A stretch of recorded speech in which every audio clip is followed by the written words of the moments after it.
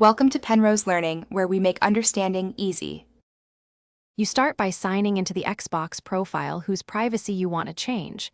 This ensures settings apply to the right account. Once signed in, press the Xbox button, go to Profile and System, then Settings. From Settings, choose Account, and then Privacy and Online Safety to open the privacy controls you'll edit.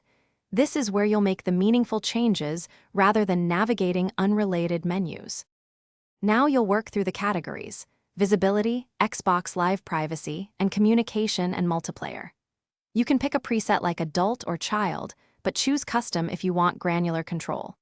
Once in Custom, change who can see your activity, who can communicate with you, and who can join games. Make sure to confirm each change so your preferences save properly and match how social or private you want your experience. Finish by saving your changes and then verify them. Sign into a second account or have a friend check your profile and try to message or join a game.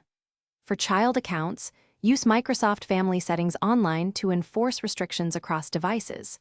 If changes don't take effect, sign out and back in, power cycle the console, and confirm the account is online. These steps usually fix sync issues so your new privacy rules actually apply.